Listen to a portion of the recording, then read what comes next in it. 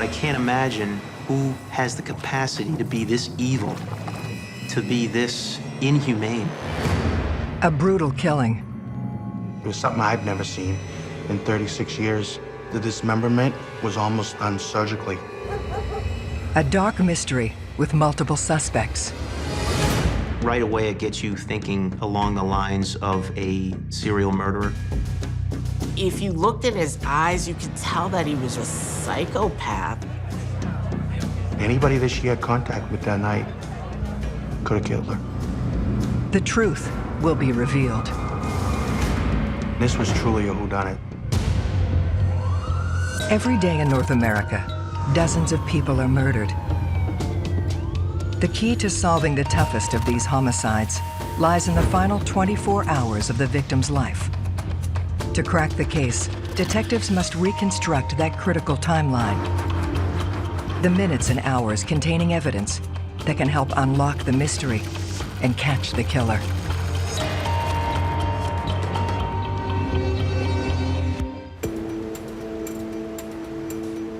Manchester, New Hampshire, a blue-collar former mill town threaded with waterways. The Piscataqua River flows into the Merrimack River. The two do connect in almost the center of Manchester.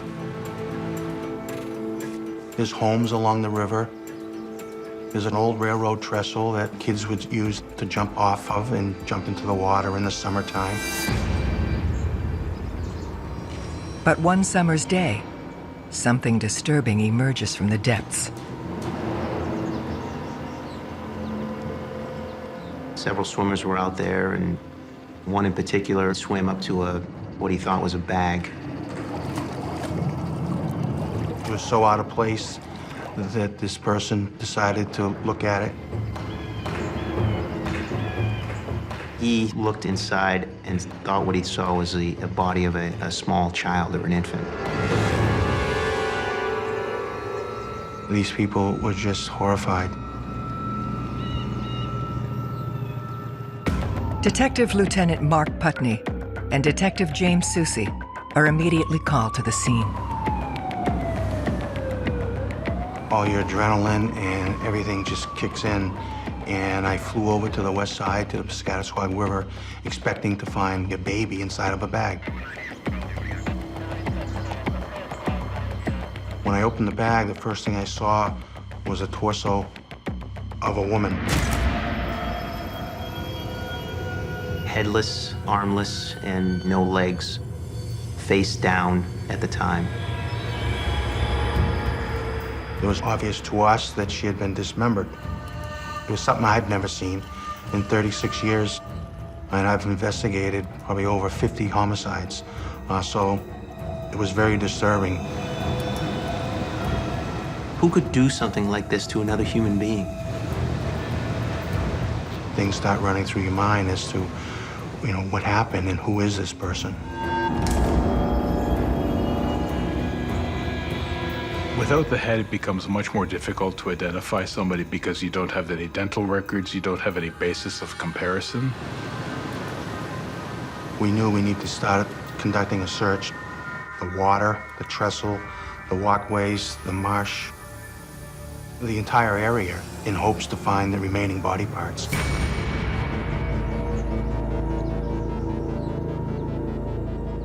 You're obligated to search as much as you can for body parts. I mean, that brings closure to the family on one side, but also may provide evidence. When we didn't find the rest of the body, we assumed that it happened at some other location and the body was dumped there. So now our crime scene really went citywide. We didn't have any idea where this happened. An examination of the torso yields a key detail. She had a tattoo on her right shoulder that had the first name of Mary. They immediately cross-reference the name with the town's recently disappeared and get a hit.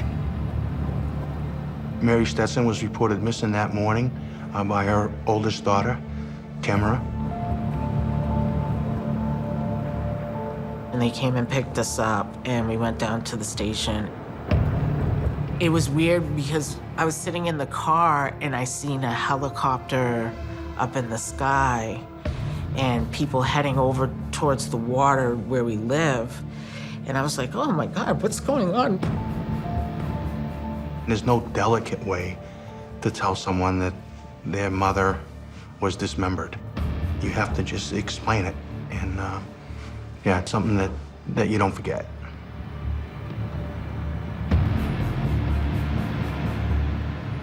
To find out it was my mother's torso. It's just disgusting. It made me sick.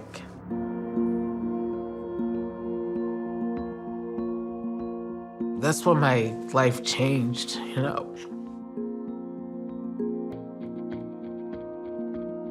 It's a horrific crime. And to know that she had 5 children, it's heartbreaking. It's heartbreaking. It's something that, will stay with me the rest of my life. Mary Stson was described as a wonderful mom, somebody who was a good provider. My mother was working at a cable company. She would work 40, 50 hours a week. She was tall, long legs, just beautiful, inside and out. Her oldest daughter, Tamara, gave information that her mother had gone out on the night of the 18th, and that since that night, her mother never returned home. She said that was very unusual. She was last seen at 5:45 on the 18th and discovered on the 20th. Creating a timeline is critical to any police investigation. Without a timeline, it's often difficult, if not impossible, for police to create a suspect list, and it makes it almost impossible for murder to be solved. From the moment she was killed into the moment she was disposed of was probably over a 24-hour period. We determined that the death probably occurred late on the 18th, early on the 19th. Narrowing it down further will prove a challenge.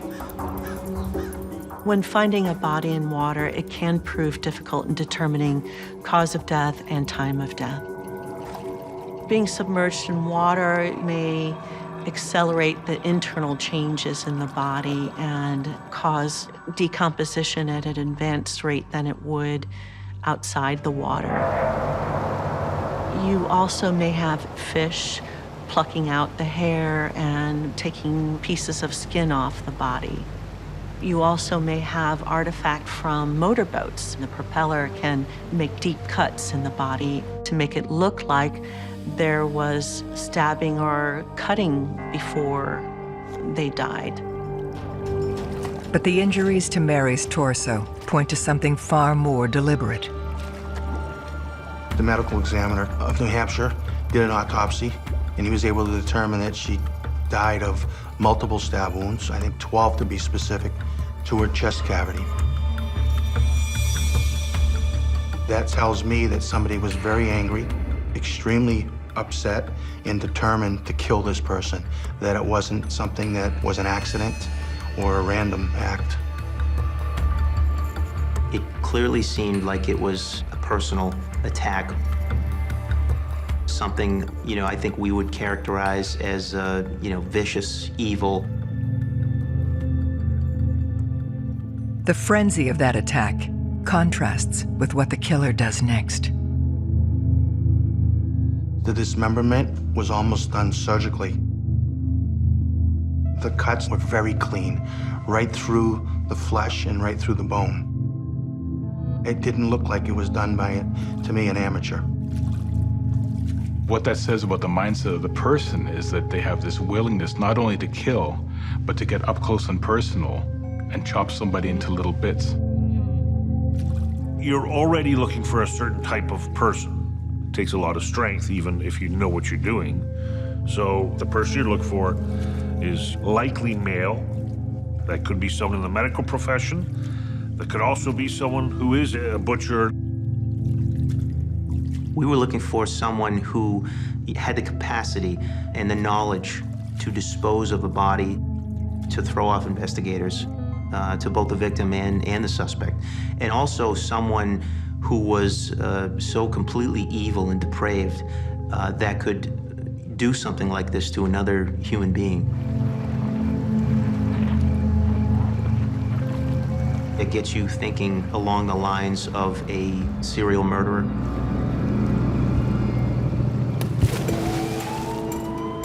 One of the first things we did in this case was reach out to other police departments to see if they had any similar crimes in other jurisdictions.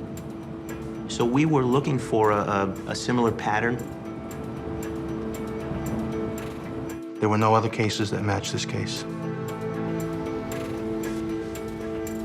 Detectives shift the focus to Mary's relationships to locate anyone she had contact with prior to her murder. Most murders are committed between people who know each other in one capacity or another, and I call them crimes of passion. We really needed to uncover every corner and lift up every stone and specifically get into the details of her life and what she was about and who she socialized with. They turn to Mary's 22-year-old daughter, Tamra. My mother talked to my father, but he lived all the way in Louisiana. Her ex-husband wasn't a suspect. It was a very friendly relationship. But the family can point them to someone who connects directly to Mary's timeline.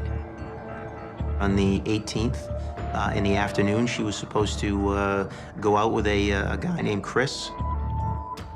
And he never showed, and she was ready to, go out and have a good time. My mother wasn't the type to wait around. She's like, it's my Sunday. Hey, I'm leaving. She left the house at 5:45 in a taxi cab. Mary's date then shows up less than an hour after she leaves the house. It was a very quick conversation. Is your mother here? Is Mary here? And she said no, she had left. And the person said okay and left. This unknown person is not somebody that she frequents with or socializes with. It was somebody that was new. Our focus at this point was trying to identify the date. We don't know what that relationship was like. We don't know what happened after they left, if they did meet up. We don't know if they went to his apartment or a hotel or anywhere. Potentially, there could have been some type of argument where it could turn violent.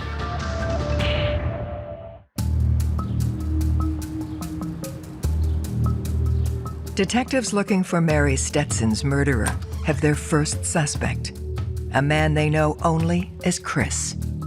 The family provided us the description of the person that showed up at her home.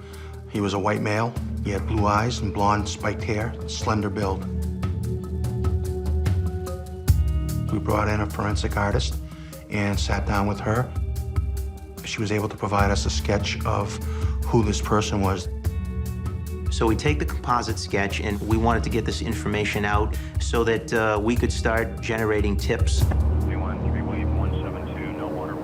When you're dealing with homicide, the media is your friend. As much as they want information from you to make the 6 o'clock news, you need them to also get messages out to your witnesses, maybe to your suspect. But I just didn't like the fact that she was all over the place. Didn't sit well with me at all.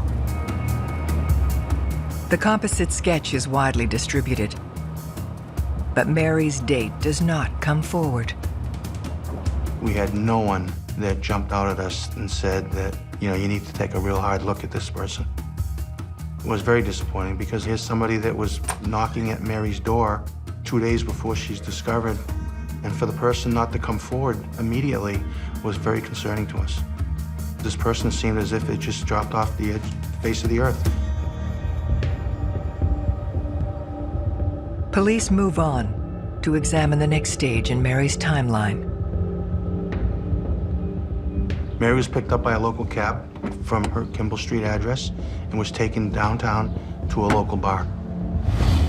We conducted an in-depth interview with that driver who confirmed that he had dropped her off, and he in fact saw her leave the cab and walk towards the bar. Mary arrived at the bar at approximately 6 p.m. in the evening. It's a popular joint on Lake Avenue. That was my mother's spot. She loved it there. We had gone in there with her picture. We showed it around to the different patrons that were there, to the bartender. We learned that Mary had some drinks. We learned that somebody saw her with someone. You now have a connection to a person and your victim. And certainly the theory is that, during that interaction, something went wrong for whatever reason, and then it becomes violent, which certainly happens in relationships. Detectives compare the man's description with the one they have for Chris. Chris had short, blonde, spiked hair, blue eyes. This individual that was seen with Mary had brownish hair, was a little older, so that it didn't match. So now we're trying to establish who this person is that was with Mary, and we're also still trying to find out who Chris was. It certainly is frustrating when the information that you're looking for that you think is taking you in one direction, and then suddenly you're getting different information that's making you hang a left and head in another direction. They search for any detail that could help them identify Mary's killer. We started to speak with people inside the bar, and they brought up this one point during the evening. There was a male party who was different than Chris, had apparently purchased this teddy bear from another individual. And the person that was with Mary, he was trying to warm up to her and bought the teddy bear for $5 and gave it to Mary. One of the things that stood out was this particular teddy bear only had one eye on it. Several people had indicated that they thought it was unusual. It was just another a piece of the puzzle that we were trying to put together. The canvas also helps detectives hone in on the time of the murder.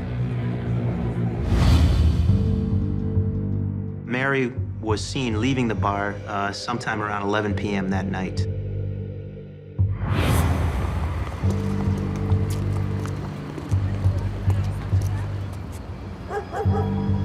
At that point, Mary's trail runs cold. Aiming to generate new leads, they look further back in her timeline. The family told us earlier that day that she had been to this market, which was in the neighborhood.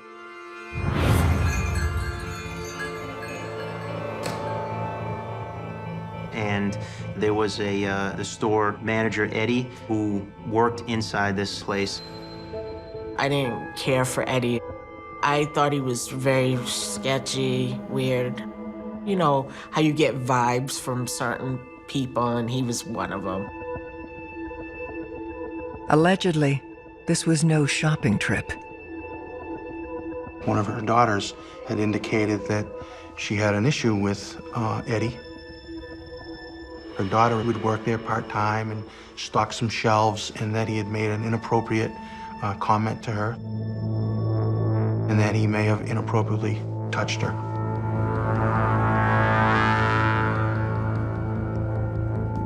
My mother found out about it and was really, really livid. It's a very volatile situation when someone has a revelation that their daughter has been possibly molested. I wondered if he had something to do with her disappearance. Did Mary go back to the store, confront Eddie, and Eddie became so upset, killed Mary?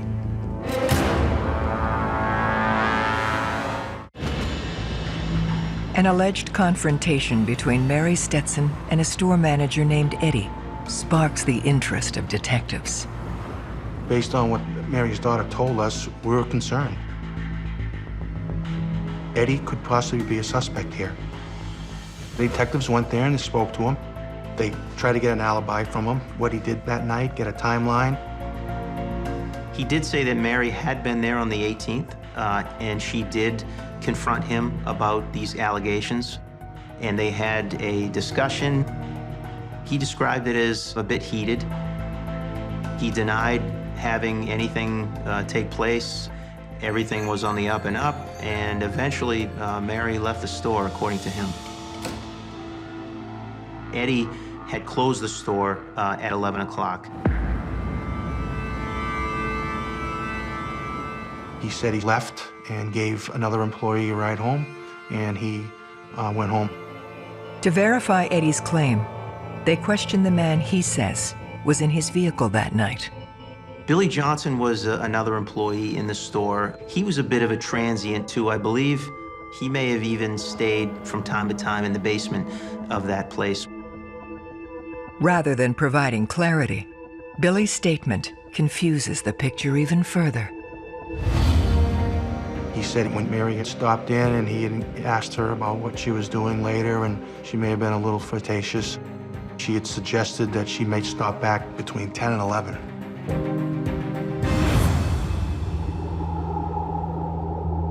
We had known that Mary was kind of a social butterfly, so it wasn't really all that unusual for her to agree to go out on a date.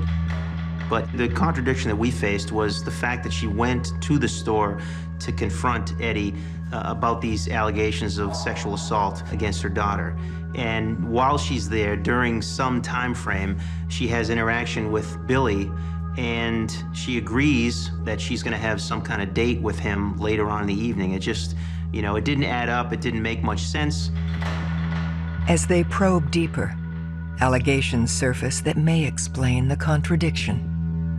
People in the neighborhood said that Billy was a daily alcohol consumer, and he'd have these spans of time that he couldn't remember or just didn't make sense.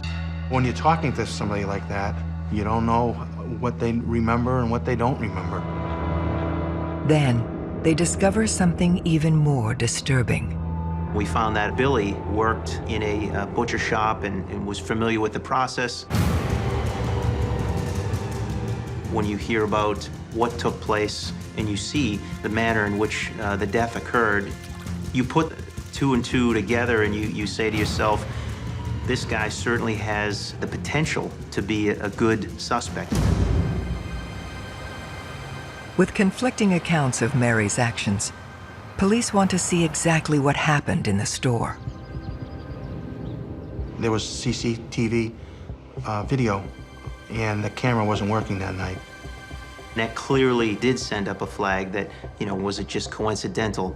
Was it on purpose? Did Eddie create a malfunction with these cameras to hide something from the police? Certainly there was a potential for a motive, for, you know, something bad happening.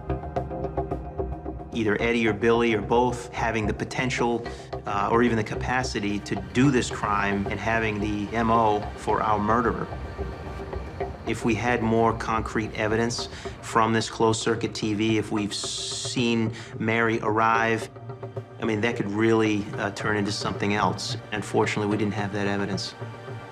So we have to work hard to corroborate their stories and see if they have any alibis that fit.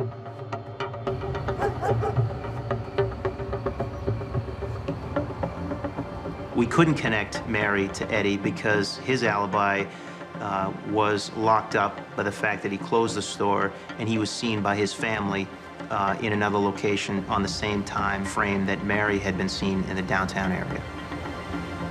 Billy was living with somebody at the time when we spoke to that person, and we were able to alibi him that he did come home and never went back out. That whole scenario of the camera not working, I think, was legitimate. To be certain, detectives perform a search for physical evidence. Eddie allowed the detectives the opportunity to search the store. Obviously, whoever committed this murder, there would be a crime scene. They went downstairs, they searched the cellar, they looked all over, and they couldn't find any evidence that suggested that Mary had been killed there. As they rule out the market, Mary's date appears from nowhere. Chris just walked into the police department and said something to the effect of, "I think you guys are looking for me." And we interviewed him. That composite sketch was 100% accurate. You could put them up together, it was the same person. What was concerning to me was the fact that after this homicide was reported, it was all over the media. And the fact that that person didn't come forward to us, that was very important. We're wary when he walks in the station right away that he is somehow connected to this, that he has had ample time to dispose of critical evidence, that he's had time to think about the whole process, to think about a story, to think about an alibi. You go into this hoping you could poke holes in his story. He couldn't really provide a real reason for not coming forward. He also didn't go to work the next day. I remember looking into that and saying, well, this is odd. He didn't come forward for a couple of weeks, so we pressed him hard. Chris eventually told us that he didn't make the appointment when he was supposed to. He was late. By the time he got to her house, she had left. Chris tells police he then joined friends at another bar across the street from where Mary was dropped off. Both bars were similar, maybe 50 yards from one another. We confirmed his alibi by speaking with the friends that he was with that night, who corroborated that information. And in fact, he was with them, so he couldn't possibly have been where she was. He also provided us an alibi as to where he spent the night that night, and we were able to find the person that he spent the night with. He was cleared as a suspect. Knowing that he was a focus, a critical focus of this investigation, it is discouraging when you think you're angling for the right piece of the pie, and then suddenly, you get that ripped out from underneath you, and you realize, you have to regroup and go in a different direction.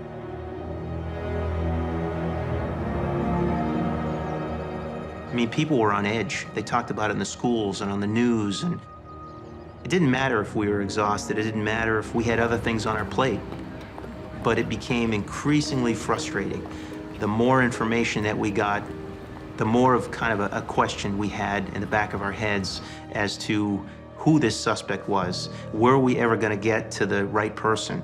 Were we going to locate that person in time to prevent maybe another tragedy? Chris then turns from suspect to critical witness. Chris had seen Mary walking down Lake Avenue with another gentleman. Long, dark hair, kind of a chiseled complexion, in his 40s. And he remembers because Mary was wearing the hat that he recognized, the dark, wide-brimmed hat. This matches the description of the man seen with Mary earlier that evening.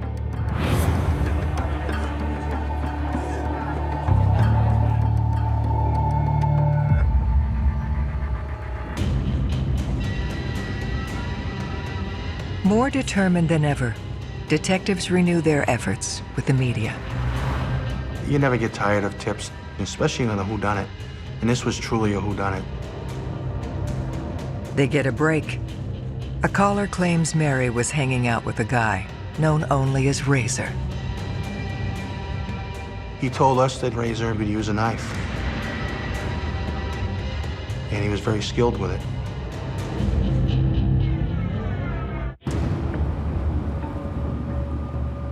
Police have a new person of interest. A man who goes by the name Razor. Kind of ironic that he got the nickname of Razor and that he came in on a tip line when we're looking for somebody that had been involved in a dismemberment. They bring in the man who phoned in the tip. His name is Josh. Josh had told us that there was a party that both he and Razor were at. Both were competing for, Mary's affection, and at some point, she was obviously leaning towards Josh, more so than she was leaning towards Razor, if at all. Razor was apparently so upset that he located him that next day and assaulted and beat him up. Detectives need to determine if Razor is the same dark-haired man last seen with Mary the night she died. He was upset and had a connection to Mary. Mary kind of had an attraction to his friend instead of him. Maybe he has a criminal past. Those things kind of add up. They head to Razor's last known location. When he was in Concord, he was living in this tent on the river. I personally actually went to Concord and found his tent. We searched his campsite and surrounding areas, and we didn't find anything. No knives. No knives that were capable of causing this homicide. This manner of disposing of a body, it seemed like it was a process, a very involved process, and that didn't fit his profile. He was a drifter, a transient who lived in a tent, doesn't have a vehicle, doesn't have the equipment needed. He doesn't have the means in order to commit this type of crime. In the end, he didn't fit the description of the person back in the bar. With Razor ruled out, concern grows the case may go cold. That was extremely frustrating because each time we developed information on another person, we were excited, we were getting there, we identified somebody, could this be it? And then suddenly we would speak to these individuals and we realized right away this is not the person we're looking for. Months are going by and we couldn't lay her to rest. It's gut-wrenching. When you're trying to solve this case, there's pressure from the family. They want answers, so you have an obligation to try to solve it as quick as you can and give them answers. We used every avenue that we could to hopefully try to solve it. Then, they uncover a curious new lead. A second missing persons report. We received a call late at night from a woman who identified herself as Donna Plick. She hadn't seen her ex-husband, Vaklov Plick. Even though they were divorced, they still had a relationship where they would talk daily. Donna was somewhat nervous, but she was also concerned. She didn't know if something had happened to him. Vaklov Plick was last seen in the early hours of July 22nd, 2 days after police found Mary Stson. When someone disappeared in and around the time of the murder or shortly thereafter, that is of great interest to find out where they went. But what detectives learn next turns Vaklov from victim into potential suspect. Vaklov was employed at a place nearby. It was described as a deboning factory. He would debone chickens. He would cut up lamb legs and beef, and he would use a knife, and he was very skilled with it. He was certainly capable of making the type of cuts that we had seen on the torso when we first discovered the body. Very clean, very precise cuts. When Donna was interviewed, she indicated that he had a violent past. He had threatened that he could kill her and cut her up, and no one would ever know. Donna knew that he would frequent bars that were on Lake Ave, and that he would go fishing where the body was found. Donna gives police a photo of her ex-husband. One of our detectives that had originally gone out to these 2 drinking establishments and was asking around saw his photograph, and he was like, "You gotta be kidding me." He had been inside the bar showing the picture of Mary Stson around to see if anybody else had known Mary.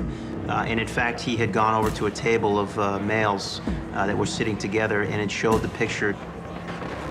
They didn't speak very good English, but they could communicate that they had never seen that woman before. The third male that was sitting there happened to be Vaklov Plick.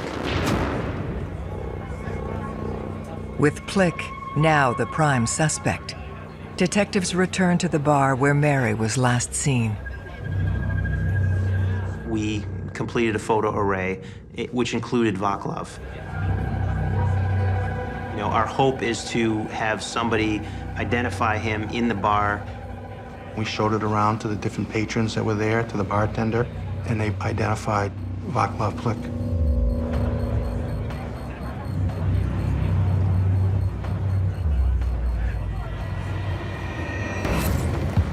They need to determine what happened in the hours after Mary and Plick left the bar. Well, we started canvassing the neighborhood where Donna showed us this apartment. And there was a neighbor that we spoke to that knew Vaklov. She had seen Vaklov arrive at the apartment with a female who was similar in description to Mary on the night she disappeared. So when we initially came to the apartment, two of us entered through the common hallway in the front. One of the first things we saw was what appeared to be dark stains on the wall, leaving the front of the apartment outside the common hallway and heading towards the exterior door. The stains that we tested did test positive for the presence of human blood. That gave us probable cause to get a search warrant. It was very interesting what we found in that apartment. When you first go in and just look, you wouldn't think that anything had happened there. Everything appeared normal.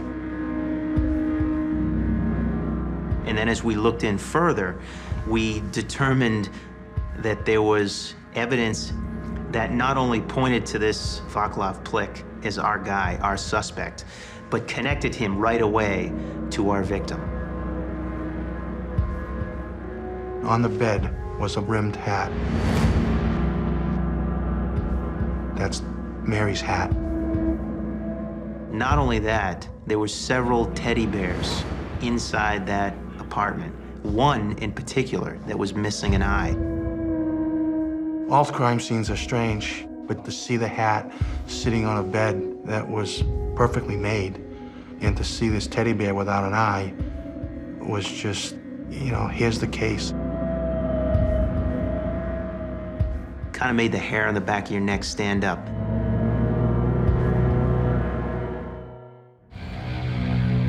Detectives have proof that Mary Stson was inside Vaklov Plick's apartment the night she disappeared.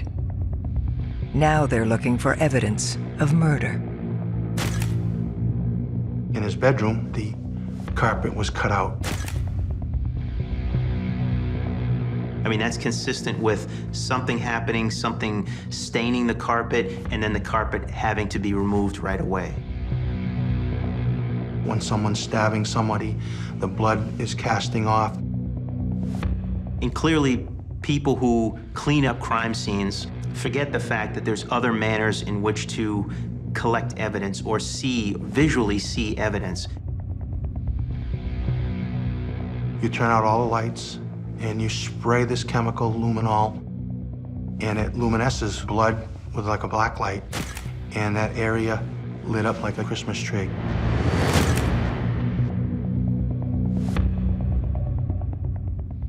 There was blood on the bedspread. There was blood on the heater leading to the hallway. You could see there was an enormous amount of blood that was there. There was blood in the bathtub. At the last phase, it kind of tells you a story. This is where he cut her up in the bathroom. You understand the human cost of what that means, but as an investigator, it's another little piece of evidence, because at the end of the day, you're trying to convict this person and put him away for the rest of his life. After a nationwide manhunt, they ambush Vaklov Plick outside a gas station in Austin, Texas. We didn't know if he was armed. We knew certainly what he was capable of. So we waited outside, and I pretended I was pumping gas, and as he walked out, we grabbed him and arrested him. I was so happy and relieved because this man was caught and he wouldn't be able to do it again to some other woman. As they grill Plick for a confession, they now have a complete timeline of what happened the night Mary died. Mary left her apartment about 5:45. She traveled in a cab to a local bar. There, she met with Vaklov. They had some drinks at this bar, and he purchased a teddy bear for her. They then left that bar and headed back towards Vaklov's apartment on Orange Street.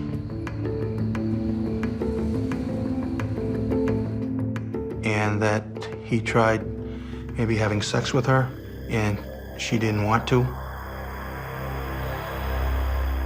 And an argument ensued, and he ended up violently stabbing her to death. In a panic, he didn't know what to do, so he dismembered her so he could get her out of the apartment. He used a miter saw that was in his closet, and he put the torso in a large duffel bag, and he threw her in the area that he fished at the trestle.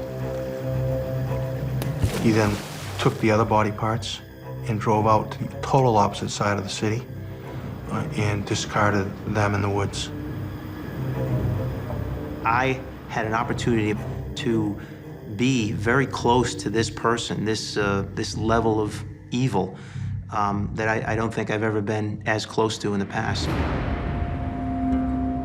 With the information that he provided about what he had done with the torso and the body parts, Manchester police conducted another search, and we were able to find her head on one side of the street and some of her extremities on the other. I think it was very important to the family that we recovered her head especially. They were able to give her a proper burial, and I think that was very, very important. She raised us, and he took that away. He just completely destroyed a family.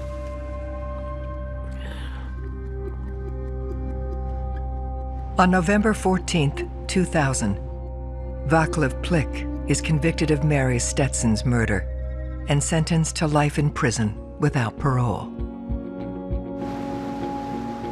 I just remember when the verdict came back guilty, how emotional it was, even for me.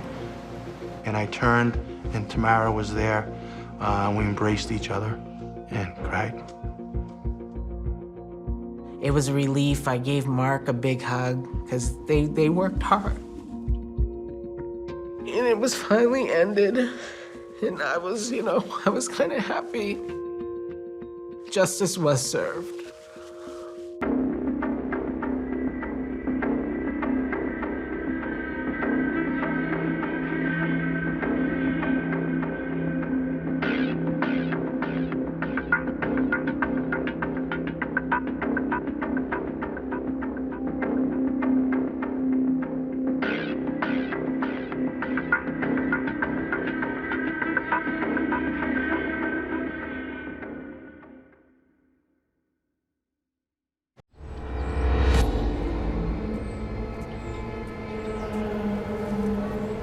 It was so callous, like she was an animal, just murdered in cold blood.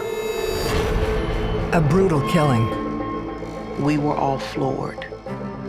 She was very beautiful, just a sweetheart of a person. A dark mystery with multiple suspects. I mean, this guy matches so many people in Houston. His close relationship with her would have provided for opportunity. You have the woman scorned. She started acting crazy. Here's a man that just killed his girlfriend. He's telling us this. The truth will be revealed. We asked him, do you have any idea who may want to harm Jennifer Lewis? And without hesitation, he said yes. Every day in North America, dozens of people are murdered. The key to solving the toughest of these homicides lies in the final 24 hours of the victim's life. To crack the case, detectives must reconstruct that critical timeline. The minutes and hours containing evidence that can help unlock the mystery and catch the killer.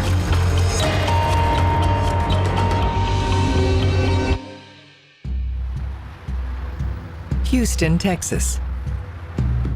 The southern metropolis.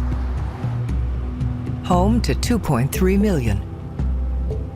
Houston is a fine city. I love it. Lots of good people here.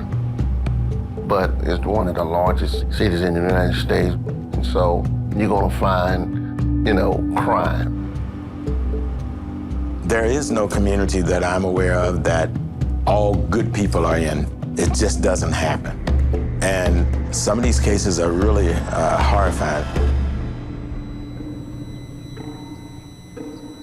Even for experienced detectives, some murders stand out.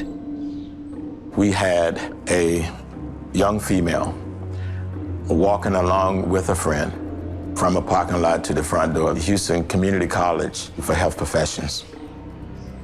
And all of a sudden, she is shot in the back. The victim is 27-year-old nursing student Jennifer Lewis.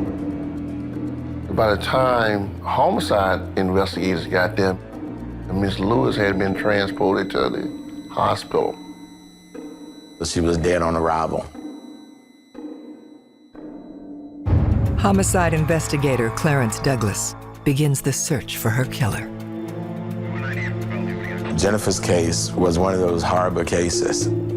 Why would someone want to shoot this young woman that's going to a nursing school to be an RN? We were 6 weeks from graduation.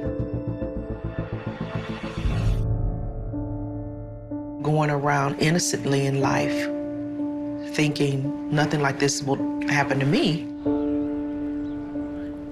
Jennifer and I met as nursing students. It was an automatic chemistry. We would study together. We would talk about these transitional issues of 20-year-old women, boyfriends, and dreams and hopes. Jennifer was energy in a human being.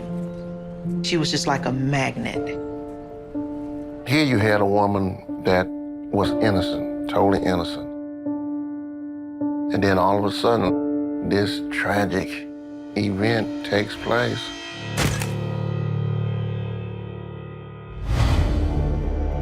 Investigators begin the task of tracing the last 24 hours of Jennifer's young life, starting with the shooting itself.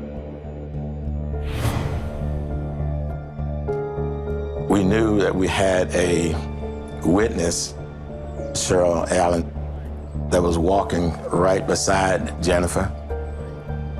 That day we drove up to school. We parked in our normal spot, hopped out. The day was bright. There was lots of people, school buses. We had our arms intertwined, and we both heard this loud blast.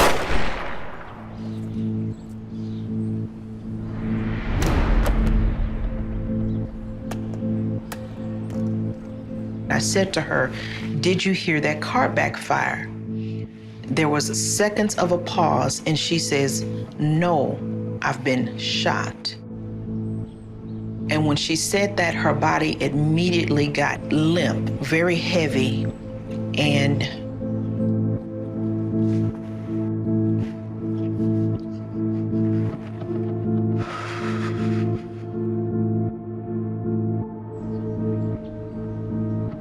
she couldn't take any more steps. So I laid her down,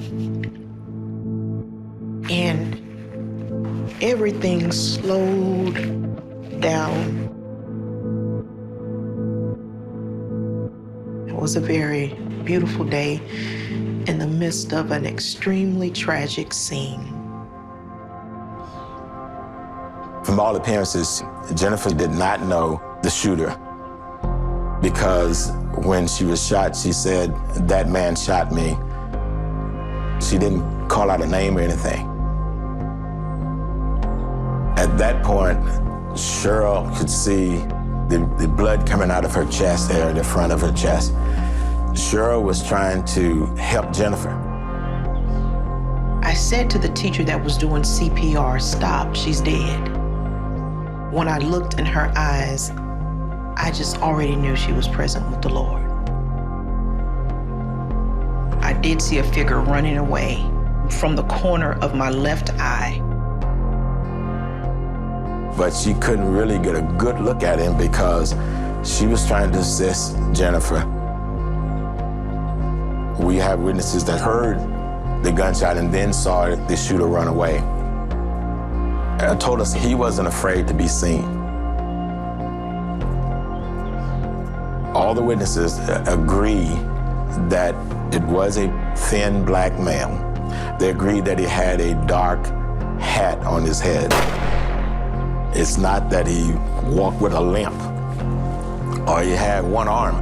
I mean, this guy matches so many people in Houston.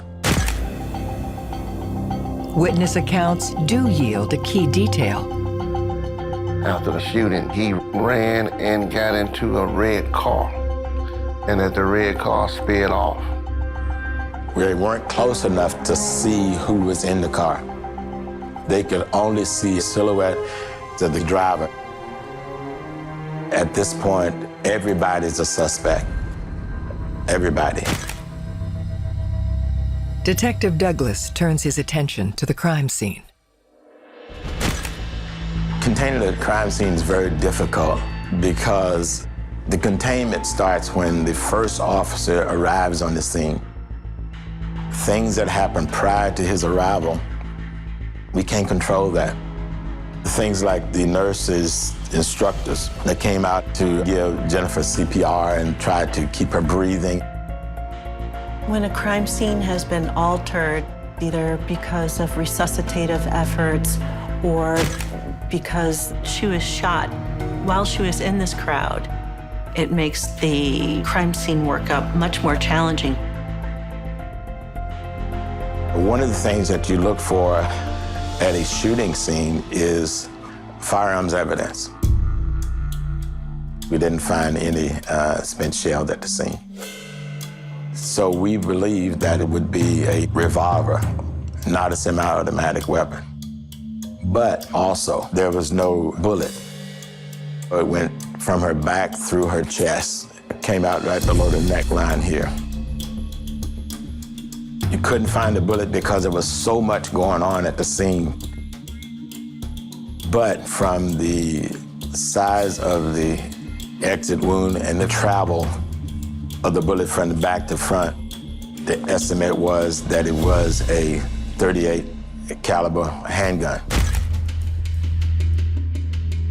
Homicide investigators found her cell phone.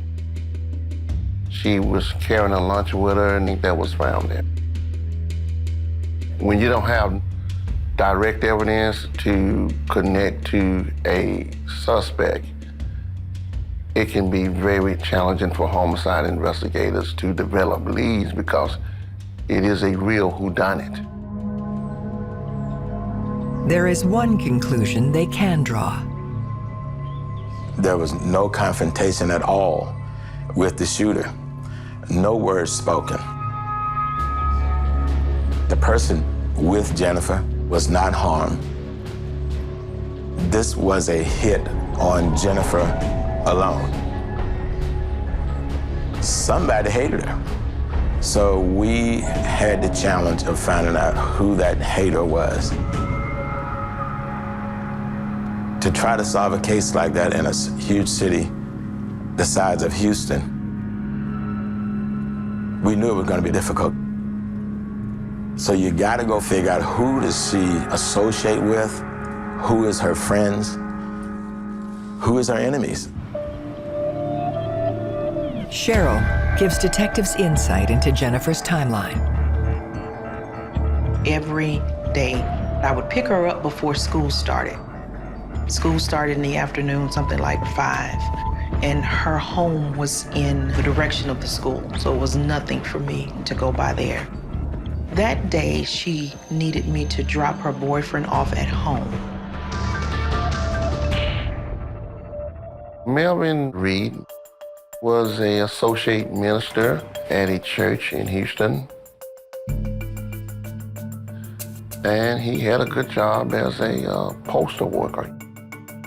He met Miss Jennifer Lewis at church, and things took off from there. She was going to marry Mr. Reed. Cheryl told us that she picked Jennifer and Melvin up, and they drove Melvin to his apartment.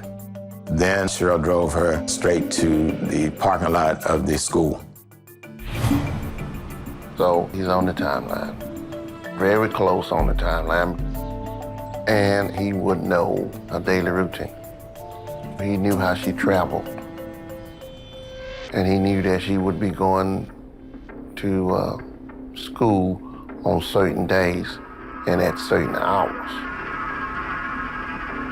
It's often standard to investigate the spouse or partner of a victim for a number of reasons. Primarily is because that person may be the one responsible for the murder. They may have hired someone to commit the murder, and police have to pursue that. They have to go down that avenue and see if that person has any sort of direct or indirect involvement in the crime. Detectives discover Melvin recently filed a police report that his gun has gone missing. It was suspicious.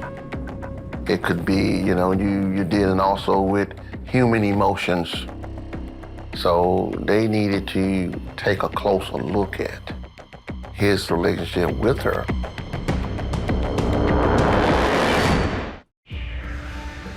Detectives investigating the murder of Jennifer Lewis have identified their first person of interest, her boyfriend, Melvin Reed. What you do in that case, you talk with him and you ask him questions. Did you have anything to do with her getting shot? She just left your place. Have you had any arguments with her? Police asked Melvin for his account of what happened in the hours before the murder. He said they read the Bible. Jennifer got ready for school. Cheryl picked them up. And they drove Melvin to his apartment. Jennifer waited for Melvin to run upstairs and get his cell phone and bring it back to her. They embraced one another, kissed. Cheryl and Jennifer drove off. Melvin denies any knowledge of a red getaway vehicle and says he had no means of getting to campus. Either he didn't have a car or his car was in the shop being repaired. He said that when the shooting happened, he had just been dropped off, and he received a call from a relative of Jennifer telling him that Jennifer had been shot.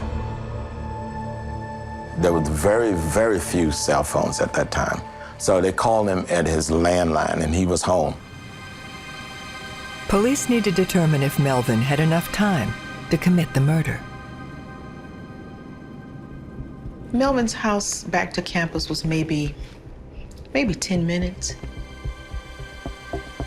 We didn't think that he could follow them, shoot Jennifer, and run back to the house that quickly. And the gun that he had didn't really match. It's a .380 semi-automatic, not a revolver. Melvin was upset. He couldn't believe that this had happened to Jennifer. There was really no reason at that point to think that Melvin was actually involved. But we also had to look at other people that he may have been involved with or knew. When we asked him the question, do you have any idea who may want to harm Jennifer Lewis? Without hesitation, Melvin said yes. My ex-girlfriend, Sheila Dillard. She and I have a son together, but we've been separated for about a year. When he said that, it gets your attention. Why would he say that about his ex-girlfriend, the mother of his child? The police will always look at family members to see who has an axe to grind. And it's usually pretty easy to find out because if you don't like a family member, those feelings aren't usually secrets. What happened was Melvin and Sheila had broken off their relationship. But because they had a son together, they would see one another. Sheila still looked at him as her man. Melvin recounts a specific incident from months before. On one particular day, Melvin had his son, who he calls Little Melvin. He tells Sheila, when you come to pick up little Melvin, call me. But instead of Sheila calling, when she got to the apartment, she went upstairs. She saw Jennifer. Melvin introduced her to Jennifer. It's my girlfriend. From that day, Sheila began to call him repeatedly. And then just before Valentine's Day, a few weeks before the murder, Sheila's over at Melvin's, and he tells her, I'm gonna ask Jennifer to marry me. Sheila was hysterical. She went into his apartment and she took a photograph that he had on his dresser there of Jennifer. And she ripped it apart. Melvin reveals another key detail about the day of the murder. That day, Jennifer told Melvin that she had received some telephone calls where the person would just hang up. Nobody was on the phone. Those calls came between 2:30 and 5. He suspected it was Sheila. But if Sheila Dillard had anything to do with Jennifer's death, she hired someone to do it. Because all the witnesses identified the shooter as a young black man. So after talking to Melvin, you have to talk to Sheila. And that was the next step that we did in this investigation. She agreed to come down to the Homicide Division.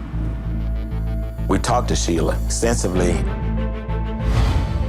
Her alibi was I was at home fixing my mother's hair.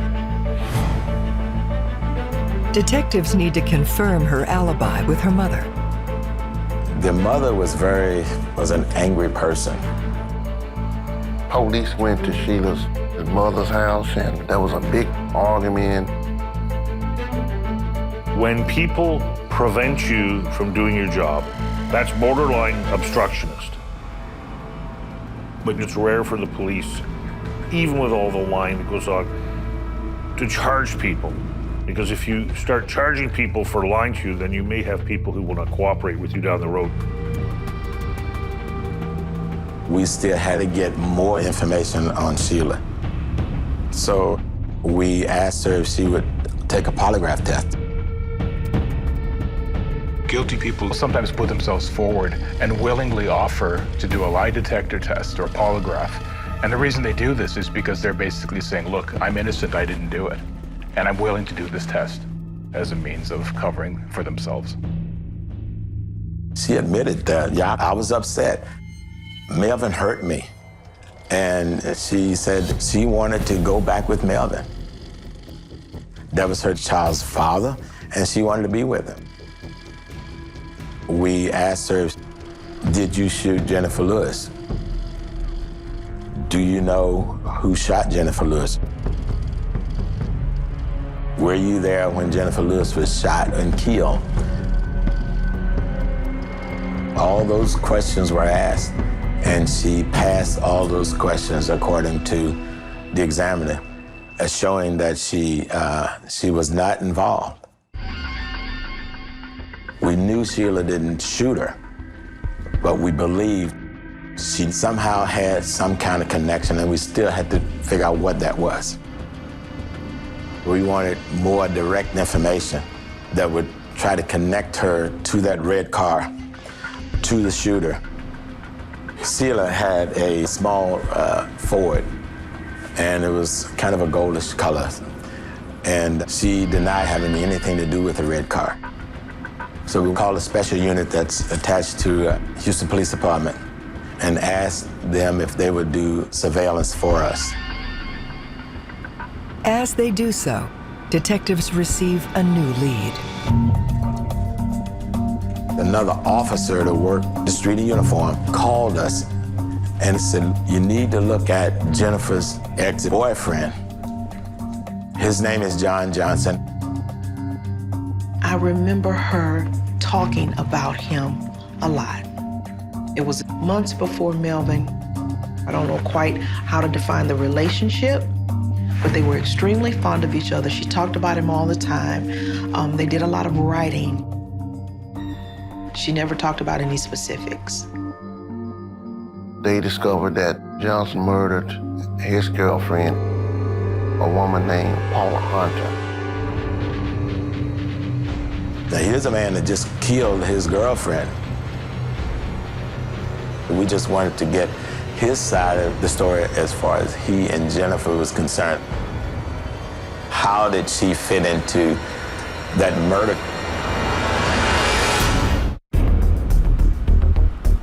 Detectives follow up on Jennifer Lewis's ex-boyfriend, currently in jail for murder. John Johnson had a girlfriend named Paula. He was also seeing Jennifer. One night, Jennifer spent the night with Johnson. Johnson gets up, takes Jennifer's car keys, and drives to his girlfriend Paula's. Ended up shooting and killing Paula. As he leaves, one of the witnesses writes down the license plate number. They put the license plate number on the police radio that came back to Jennifer Lewis on Daphne Street. The police go to Daphne Street and they question Jennifer about her car being at a murder scene. She tells the police she don't know anything about it because she didn't realize that he had taken her car. She talked John into, look, turn yourself in for what you've done. John turned himself in, and he was put in Harris County Jail where he was awaiting trial. If Johnson knew that she would testify against him and provide damaging testimony to him, you would think that he probably would want to eliminate her, you know? We learned that prior to his murder case, there was a civil case that John had received a $9,000 payment. Of course, we looked at that as a possibility that he could use this money maybe to harm Jennifer. It's relatively common that a person in jail recruits somebody else to commit crimes on the outside. If you serve time in a federal penitentiary where other people around you are in there for violent crimes, it's easier than you might think to find somebody who's willing to kill somebody else for $2,000 or $3,000 or $4,000. Detective Douglas pays Johnson a visit. In the interview with John, John acknowledged, yeah, I did get that money. It was a civil case that I was involved in, and I gave the money to my mother. Douglas probes into the pair's relationship. John Johnson confirmed that he had been involved with Jennifer Lewis. She would visit him every Tuesday and Friday. They also wrote letters back and forth. Now, here's a man that just killed his girlfriend. He's telling us this. I would never harm Jennifer. Jennifer was special. Johnson shows police the letters she sent to his jail cell as evidence he's telling the truth. He had no animosity toward Jennifer. There wasn't any ill feelings for him being in jail. They find no evidence of a hired hit that would place him on the timeline. They just could not make a direct connection between John Johnson and the murder of Jennifer Lewis. You feel frustrated, but we still had a lot of work to do. Somewhere there's some connection from Jennifer to the person that shot her. What we have to do is to, through Jennifer's connections, put that person back at the scene shooting Jennifer. As Douglas continues to probe, he gets a call from the surveillance team watching Sheila Dillard. They watch people walking back and forth, people going up to the apartment and coming down. Then they see a small red vehicle pull in. They see the vehicle pick up 3 females. Take those females to a parking lot of a store. Sheila gets out of the car. The driver looks like a thin black male wearing a cap. They knew that a red car was involved. Now they could connect the red car to Sheila Dillard. Police surveillance has identified the potential getaway vehicle seen on the day of Jennifer's murder. They got a license plate number. And that license plate number registered to a Broderick Franklin. We ran Broderick through the national database. We found the location of where he lived with his mother. She said he doesn't live here anymore. I don't know where he is, but when he calls me, I'll tell him that you all want to talk to him. Wasn't long that Broderick did call us. Said, I heard you're looking for me, something about some murder or something, I don't know nothing about it. Well, we asked him if he'd come down and talk with us. Eventually he did come down. And he said, I don't know a Sheila. So, well, you dropped her off at her apartment on this day, at this time. You showed him a picture, I don't know her. Well, you picked up 3 females. Oh yeah, I remember that. I took them around the corner. But I don't know Sheila, and I don't know nothing about no murder. Broderick says he was nowhere near Jennifer's college on the afternoon of the shooting. So we asked him if you'd take a polygraph. Because your car, we believe that car was involved in the murder. He said, sure, I'd take a polygraph. He takes the polygraph, he passes. We said, okay, well, look, we need to examine your car. Would you allow us to do that? He said, well, that's gonna be a problem. But why is that a problem? Well, the car was burned up. What do you mean it was burned up? On May 8th, the car caught a fire down on Main. It burned up. We followed that lead. We went to a junkyard where the car was taken to, only to find out the car had been cut up into pieces. We couldn't examine the car to see if it would lead us back to the murder itself. They had nothing to go on at this point. I mean, they had no evidence to tie him to the scene. So they was back to square one. So what do? You continue to work, you continue to look at your case. You cannot harass the suspects, you can't harass the witnesses. So you have to wait. The months after Jennifer's murder, you're not the same. Nothing's the same. I would stop by from time to time to see her family. My father would call the police station just as much as her father would, wanting to know what happened, because we all did not know why, who. Was it random? So you have all of these questions. I remember being angry. How this could have happened, not a clue. And I just can remember being really so naive, not to think that that type of evil would cross your path. These cases are not easy.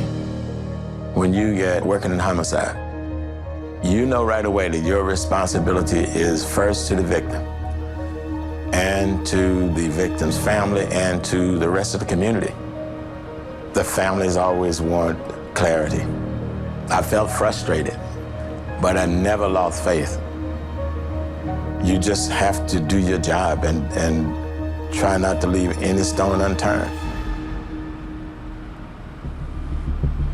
13 months after the murder of Jennifer Lewis, investigator Douglas receives an unusual call. Patrick Curry was a jail inmate at Harris County Jail.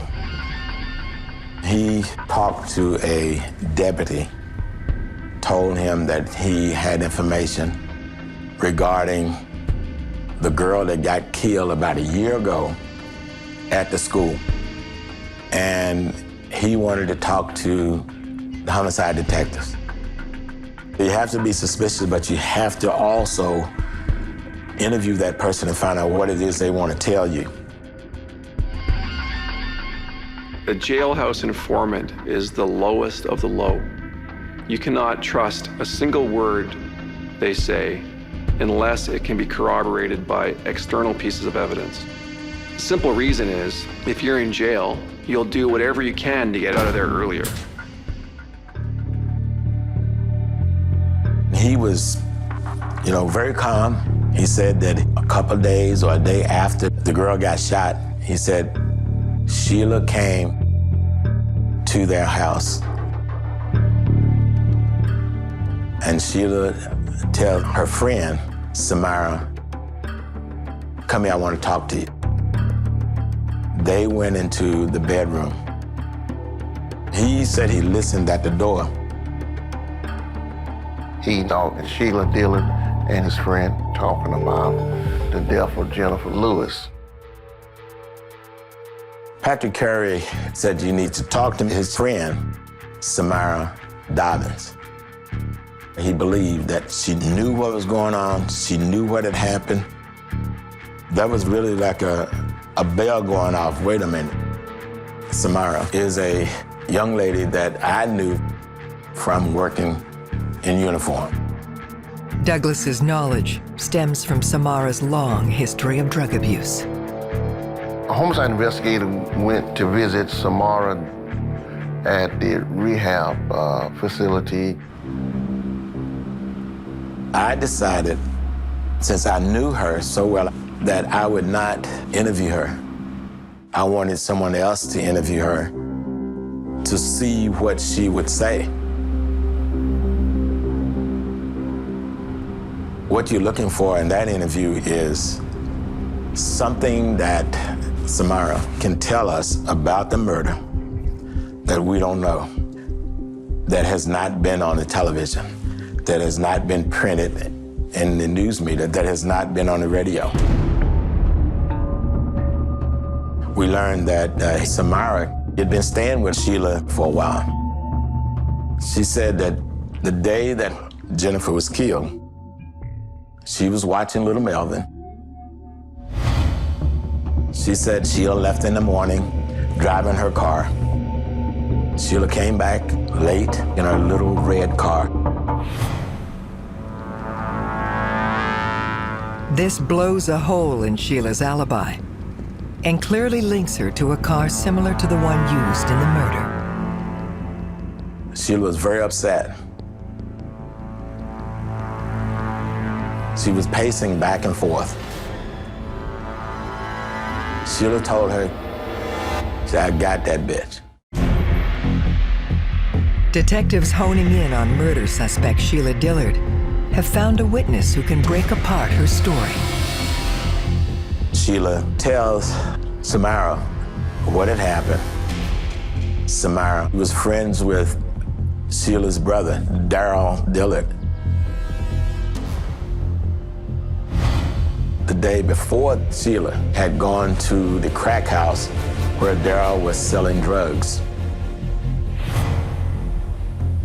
At the crack house that day, Darryl introduced Sheila to a man they call a hitman, Gary Chop. Here, Sheila made the deal that would seal the fate of Jennifer Lewis. Sheila paid Darryl $700. Darryl was going to get $400. Chop was going to get $300. It was so cold-blooded and callous. The amount of money that was exchanged between the mastermind and the hitman were ridiculously low. Samara provides the final pieces of the puzzle, explaining what happened as Jennifer's timeline wound down to zero. Sheila had written down Jennifer's address from a letter that she had seen in Melvin's apartment. She knew the phone number. Sheila and Chop decided to call the house and see if Jennifer was there. Jennifer comes to the phone, and they hung the phone up. They drove over to Daphne Street, where they parked, and they watched the house. The red car belonged to Darryl's girlfriend. Cheryl shows up, Jennifer and Melvin gets in the car, and they drives off. So they followed Jennifer to Melvin's apartment. Then they watched Melvin get out of the back seat. Jennifer and Melvin hugged each other and kissed. Jennifer gets back into the car. They drive off to the school. So they follow them. She said that she told Chop, "There she go, can you get her?" So Chop said, "Yeah, I can get her." Chop got out and he walked in the parking lot. He shot her.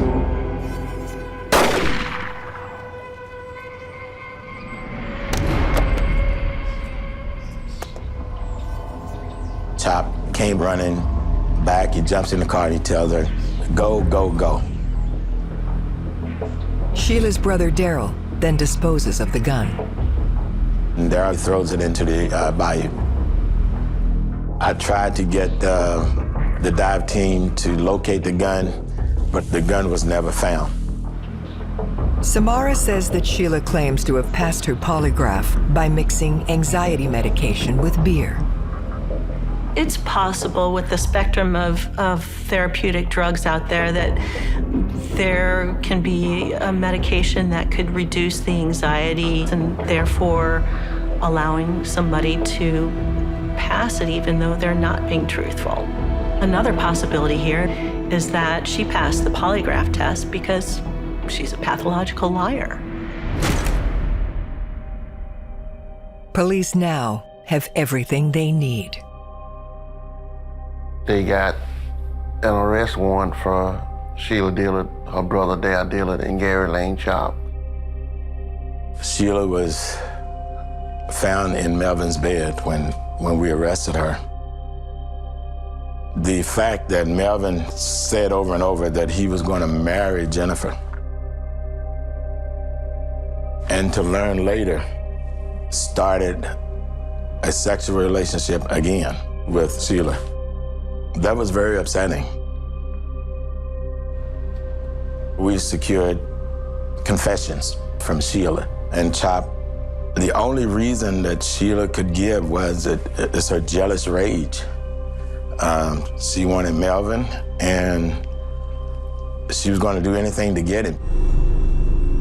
Sheila Dillard figured by having Jennifer Lewis murdered, she could continue to be with Melvin Reed. In the end, she lost because she went to prison. Sheila Dillard pled guilty to murder. She was given 50 years. Gary Lane Chop pled for life in prison. Dale Dillard, her brother, he went to trial. He was found guilty of tampering with evidence, and he was given 20 years in prison. Jennifer, her life was so precious and ended, all because a woman could not accept the fact that her lover had decided to move on. Several days before Jennifer and I were driving somewhere carrying on our 20-year-old shenanigans, and she said to me, if I died, Cheryl, today or tomorrow, it'll be okay.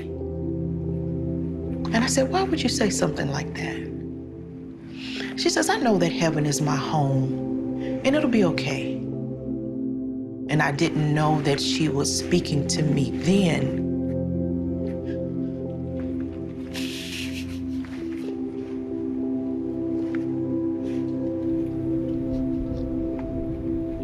About today.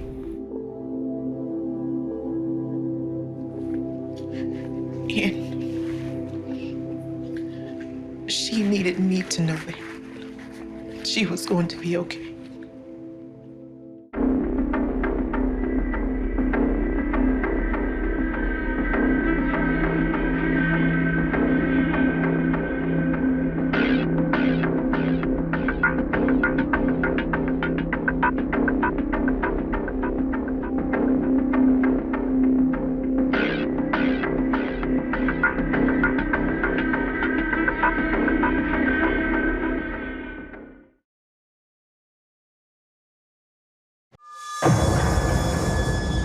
I had no clue what to do.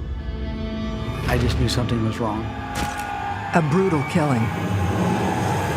It was by far the worst day of my life. A dark mystery with multiple suspects. He was a little cocky, arrogant, hard to talk to. About anything that comes out of his mouth should start with once upon a time. We discovered there's a serial murderer working northern Indiana. We got to the point where we were pretty much just losing hope. The truth will be revealed. He said, I'll kill you like I did Teresa.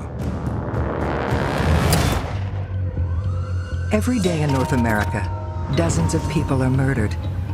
The key to solving the toughest of these homicides lies in the final 24 hours of the victim's life. To crack the case, detectives must reconstruct that critical timeline. The minutes and hours containing evidence that can help unlock the mystery and catch the killer.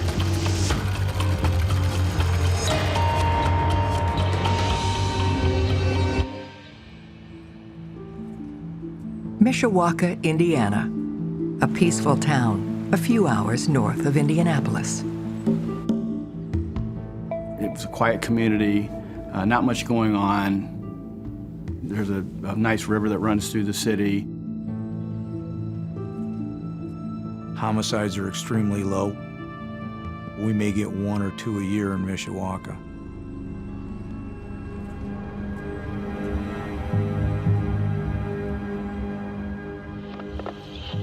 I need an ambulance right away. What's the problem? Second home, my sister's passed out. I turned her over, her face is crushed on the ground. She's still breathing? No. All right, I'll send somebody right out. On arrival, first responders find 16-year-old Teresa Burns already dead.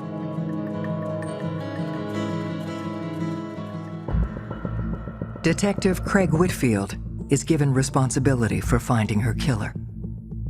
When I arrived there, the neighbors were all standing out gawking because nothing ever happened in Mishawaka.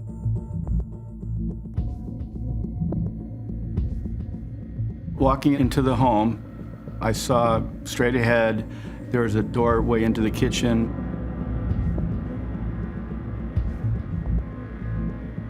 There's a stairway coming down from the upper level. And the victim's lying on the floor, face down, blood all over her face, and she'd been shot to death. It was a horrible thing to see.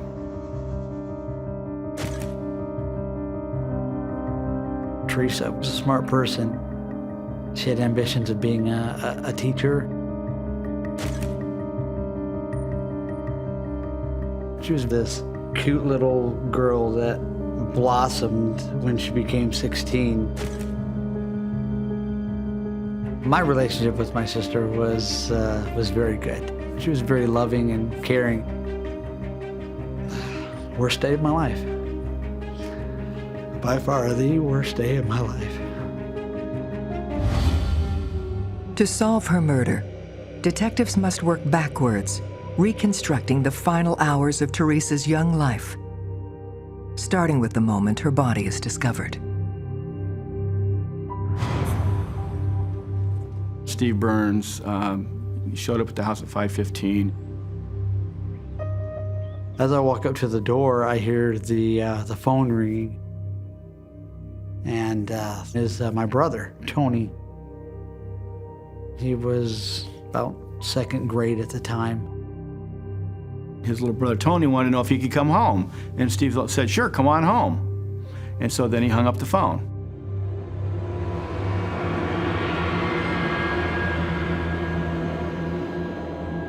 I looked down and see my sister lying right next to me on the floor.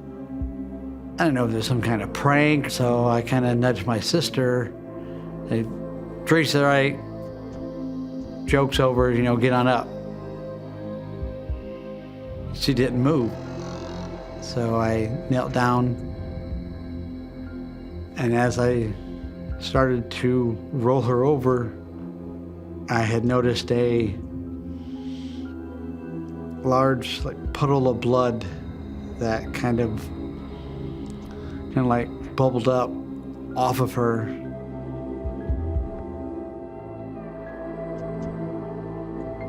Then he realized that this wasn't a joke at all, and that she was dead. And then he called the police.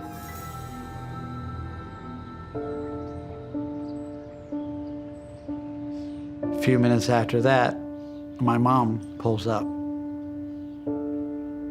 And I was not about to have a policeman that did not know my mom have to tell my mom that my sister was dead. And my mom just screamed and cried out and kind of fell down to the ground a little bit. And from there, things started to slowly just become more of a blur. Teresa Burns was a typical 16-year-old girl in high school, dating boys and doing what 16-year-olds do. Nothing to indicate that she was some kind of wild child. Everybody who said she was a very good friend, just a good girl. I learned from Teresa's mom that she had received a phone call from the school about 10 o'clock that day, and that Teresa needed to go home to change clothes. So Teresa caught the city bus at about, I think, 10:15 and arrived home around 10:30 a.m. And then at around 5 o'clock, Steve came home and found her. There was a couple-hour window there when she was murdered. But there's some blood dried on her face, so it was pretty evident that it had taken place maybe a little while back.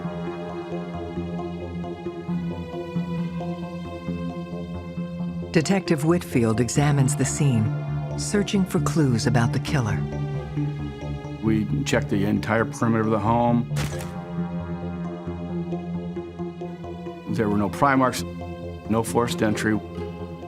The person was either allowed into the home or the door was left unlocked and they walked into the home. Teresa was semi-nude. Her bra was pushed up. Her pants had been torn off and thrown into the kitchen. Her panties were down around her ankles. Just by surveying the scene, it would appear maybe it was some sort of a sex crime that had gone awry. Was that part of the crime interrupted somehow, or did the person change their mind? We didn't know.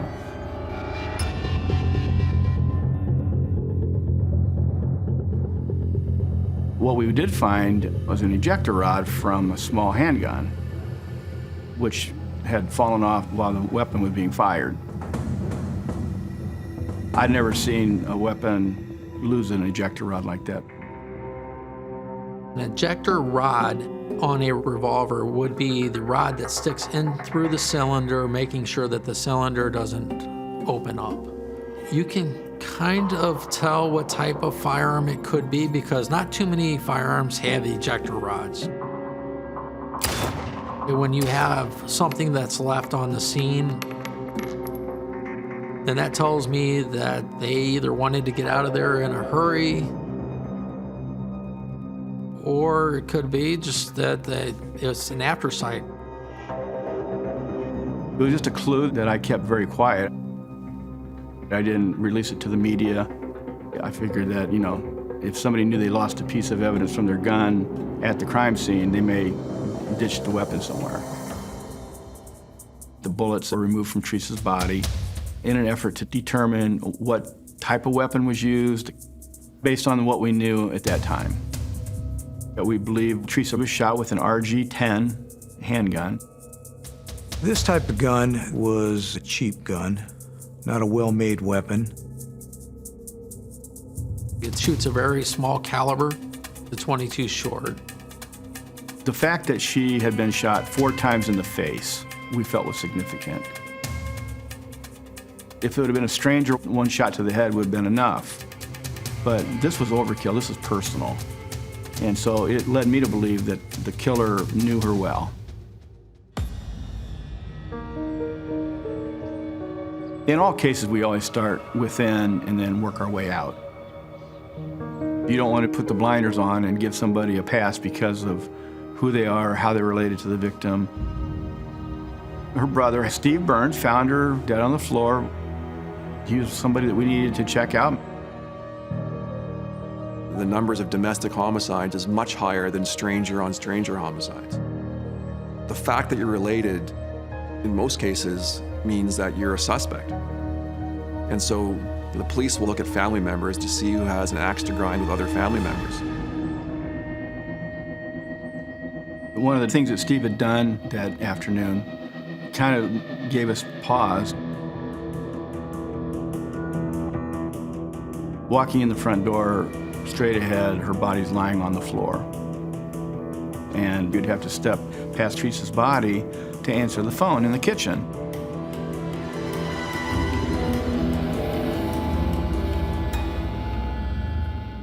It was one of those things that there was a lot of debate within the department on whether or not Steve could be somehow involved in the case.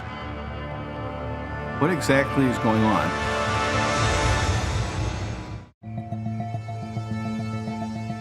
Within hours of her brutal murder, detectives have turned their attention to Teresa Burns' brother, Stephen. I'm 18 years old. To know that I was a suspect really put a fear in me. What reason would they have to suspect me? I didn't understand it.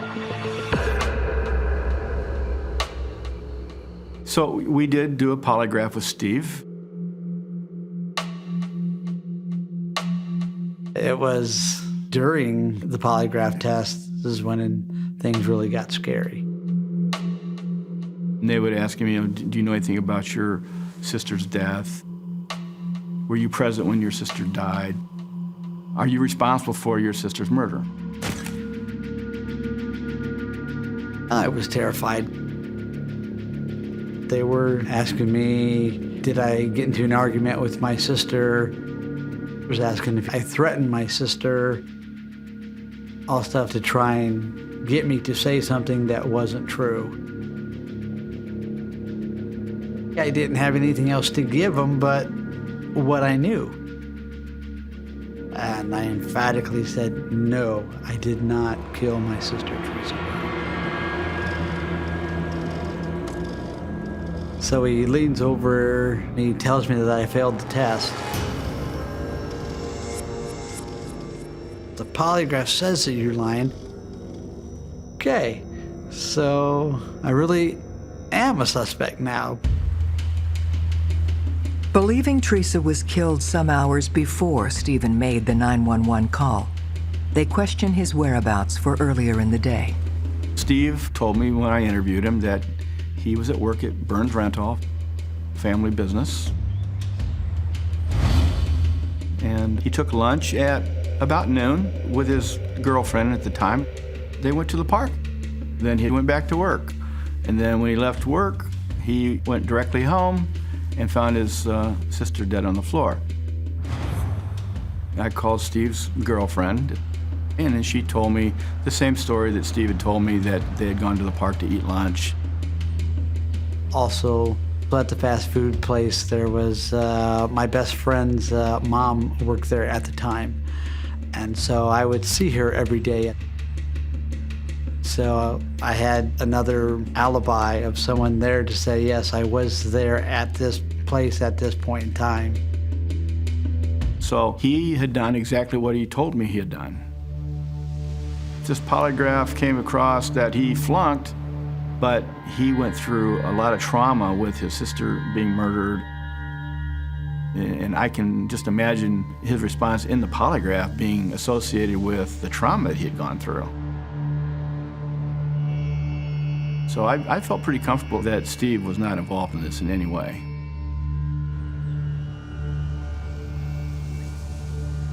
It was always still there.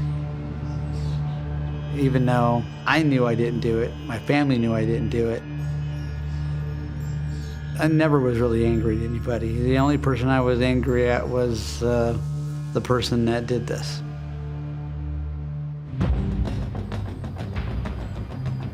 Vindicated, Stephen points them to a new person of interest. Teresa had a steady boyfriend. His name was Sean. I don't think Steve really liked Sean all that much. I think he was a little bit protective of his younger sister. I'm big brother, so I gotta stick up, you know. You don't want to hang around him. You want the best for your sister. And apparently Teresa and Sean had had a quarrel, but that was just a few days before the murder. It's not the first time that, you know, her and her boyfriend have had a problem.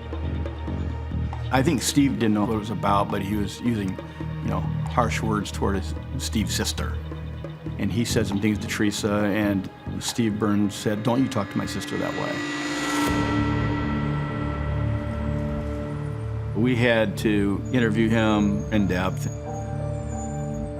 Crimes of passion are normally emotionally driven. Is it conceivable and possible that the boyfriend might have been involved? You have to look at it. Did the fight that occurred turn things sour? It's a viable motive for murder. We learned Sean was suspended from school. And he was home with his mom that day. And he says when Teresa came home, she called him at about 11 o'clock, talked to him for, I think, maybe a half hour or so. His mom verified that he was there, but then he had gone to the mall later on. It did occur to us that, you know, he knew Teresa was home that day. And sure, he could have gone to the house.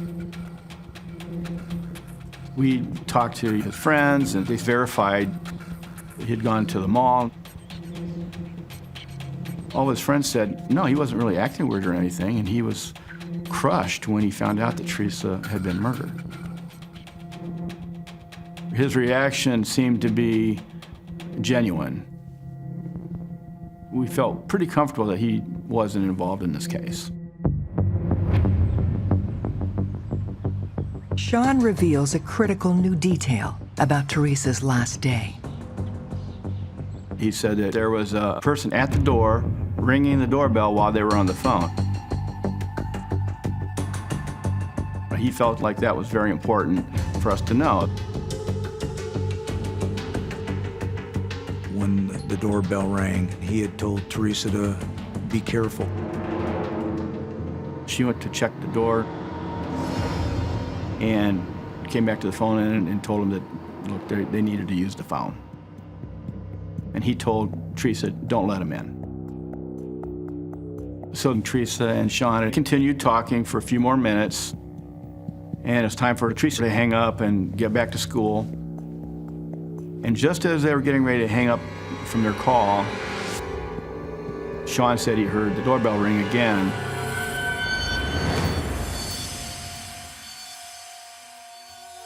That was the last time that anybody spoke to Teresa Burns. And he was right, that was very important. But we had to then verify his story. While checking this lead, Detective Whitfield receives another tip.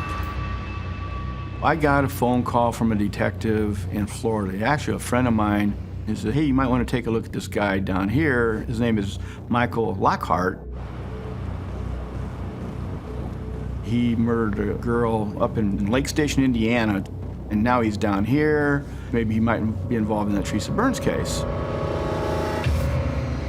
What was most intriguing about Michael Lockhart's case in northern Indiana was that Wendy Gallagher was a 16-year-old girl.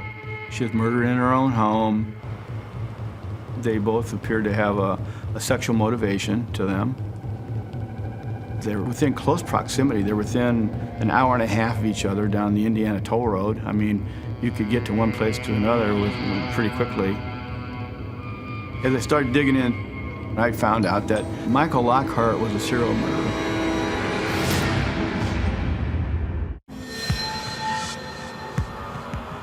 Detectives learn serial killer Michael Lockhart has been linked to another Indiana murder just 3 months before Teresa Burns was killed.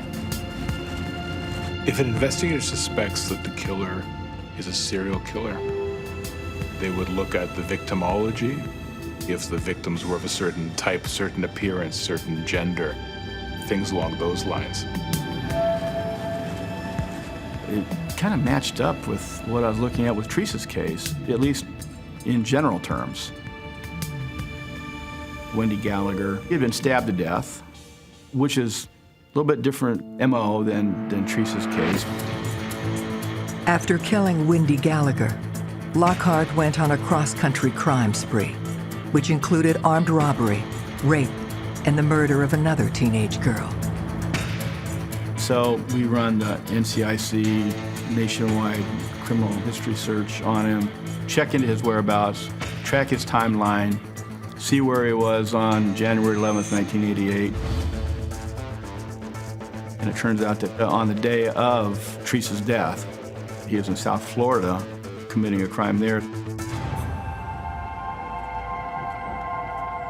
So at that point, it made it pretty easy to eliminate him as a suspect. With Lockhart in custody and his time accounted for, police are forced to move on. Any murder investigation is a fluid process. So you're talking to a lot of people. You're trying to figure out what makes sense, what doesn't. Who else could there be? Who else can I interview? So you just look for more people to talk to, because you never know where that lead's going to come from. They return their focus to the search for Teresa's mystery visitor. We canvassed the whole neighborhood around Teresa's house. We were able to locate a neighbor that saw a young man on the day of her murder. She did see somebody go up to the front door, so that's obviously going to pique your interest. The neighbor reported seeing a guy going into Teresa's home at about 11 o'clock. which was about the same time that Teresa's boyfriend, Sean, said the doorbell was ringing. If it had been a stranger, she probably wouldn't have let him in the home. So that means she knew the person. We were able to get a general description for a sketch artist. She described him as just a medium build, dark hair, late teens, early 20s. The picture looked like nobody that we knew. We had no clue. Not one of us in the family knew who he was. We released a sketch for all the public to see, but this picture was so generic, it could look like everybody or nobody. And that's very frustrating. This was one of those cases where the media was very interested in it. The young 16-year-old girl, high school girl, was found murdered in her own home. Mishawaka then was pretty innocent. So the fact that everyone wants to see some resolution of this, yeah, there's some pressure that goes along with that. I had an 8-year-old and a 10-year-old daughter, and I'm thinking, how would I feel if this happened to my daughters? So you want to do everything you can to find out who did this and bring them to justice. One month after the murder, Detective Whitfield gets a new lead. I got notified that an RG weapon had been turned in to the Mishawaka Police Department. The gentleman that turned it in, his name was Les Snyder. Hey, look, I found this gun. Just want to turn it in.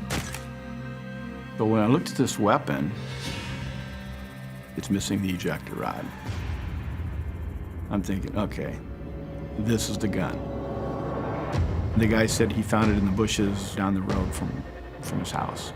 I took the weapon out and looked at it, and I discovered that it didn't have any rust on it. When we receive firearms that are left out in the elements, that'll corrode or even rust a firearm. It wasn't outside. It was somewhere else.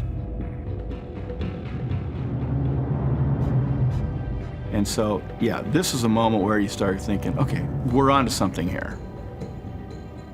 We felt that the gun was a key piece of the evidence, so we sent that to the FBI lab for testing. As I started digging into Mr. Snyder's background, it turns out that he has a stepson, Phil Jeans, who at that time was 17 years old. We knew that the suspect that walked into Teresa's home that day was late teens, early 20s. Phil Jeans did have a juvenile record, some drugs, and I think a burglary charge. He was known to be a fighter. He caused a lot of havoc with people, kind of a bully.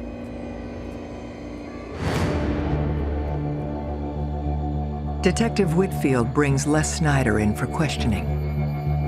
He said that his wife told him to get this gun out of the house because she had found it underneath Phil's mattress in his bedroom. The fact that Les Snyder didn't tell us the whole story early on when he turned the gun in, I felt was significant because it meant to me that maybe he suspected that this gun had been used and he just didn't want to be any part of that. They look for a connection between Phil Jeans and Teresa. I talked to a lot of 16-year-old kids, high school kids, and a lot of them, they were apprehensive, but I found out that Phil was dating Teresa Burns' best friend. This was kind of shocking. We had no clue that Teresa's friend had dated Phil at that time. Teresa's relationship with Jeans, I think, was my girlfriend is dating him, so therefore, we're hanging out. I never got the indications from anybody that they were friends. But I was able to determine that Phil had been to Teresa's house before. So he knew where she lived. As far as knowing what a motive might be for Phil to use this gun on Teresa, it wasn't really clear for us. But now we have a weapon that we believe was used in the murder. I have a name of a person, Phil Jeans, who had the weapon. Now I needed to find out if Phil Jeans was on Teresa Burns' timeline. So the first time I talked to Phil, he came in with his parents. He was a little cocky, arrogant. He said when Teresa was murdered, he was living in Fort Wayne, Indiana. That's about 90 miles or so from Mishawaka. He said he was working at a restaurant job there and lived there with his brother. So if that would be true, he couldn't have been involved in Teresa's case. But I contacted the HR department at this company and found out that he had quit that job a week before the murder. I ended up talking to his brother, and he goes, Phil left, Fort Wayne, and he came back to Mishawaka.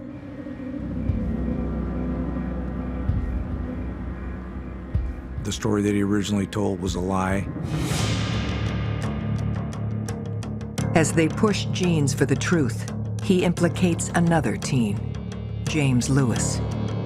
Jeans and James Lewis were good buddies. So, they slept over at each other's houses. When you seen one, you seen the other. We learned that Phil would carry the gun, then he would loan the gun to his friend James. He said that they kind of passed it back and forth. So now we need to find out more about James Lewis. My mom, my sisters, none of us knew who James Lewis was. We'd never heard the name before. So it was like, okay, is this going to be our guy? Police interest in both Jeans and Lewis has now become public knowledge. There was a lot of whispering behind the scenes. Everybody had a story, and then these stories got repeated, and then they got repeated as fact. When we're dealing with small-town murders, people love to talk. You have to listen carefully. You have to find a way to use their information.